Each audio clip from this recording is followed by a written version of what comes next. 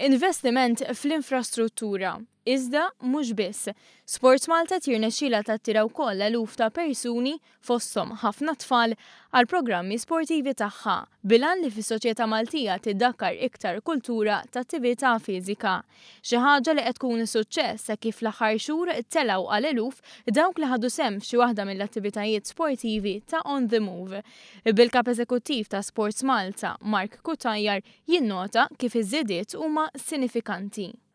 Għamilna target li konna 4,000 student, il-ħakna targets ta' 5,600 student u mux bissek imma kebbarna wkoll il-wisa tal-etajiet għax bdejna mill-parent and child ġifiri trabi ta' sena u ftaħna wkoll program ġdid ta' lifelong training li jibqa' sejjer għall-anzjani ta' fuq is-60 sena.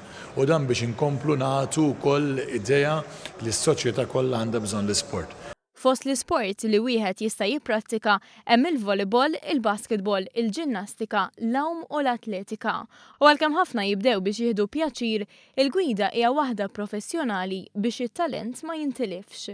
U dawn ikollhom it-tfal ikollhom l-opportunità biex jiġu hawnhekk coaches kollha kwalifikati iħallsu ftit flus għax il-kors huwa ta' 46 euro għal sena sħiħa li hija xi ħaġa żgħira ħafna u jkompli jipperfezzjonaw l-iskills tagħhom biex eventwalment imbagħad jingħaqdu jew f'akkademji tagħna.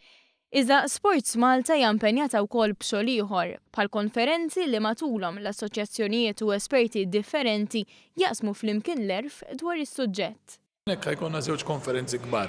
Ħajkonna konferenza fit-22 u 23 ta' April, ħatkun konferenza nazzjonali organizzata minn Sport Malta, fejn hemmhekk se jiġu mogħti aktar dettalji dwar ir-relevanza tal-Presidenza Maltija, kif ukoll ħajkonna konferenza internazzjonali 4 mid-delegat minn universitajiet madwar id-dinja kollha ħejġu Malta f'Novembru li ġej biex flimkien ma' Sport Malta u mal-NGO ENAS ħaniddiskutu wkoll il-futur tal-isport fid-dinja. Mark Kutajjar qal li din il-ħidma dejja fl-istess ħin li Sports Malta qed isir iktar effiċjenti u kontabbli.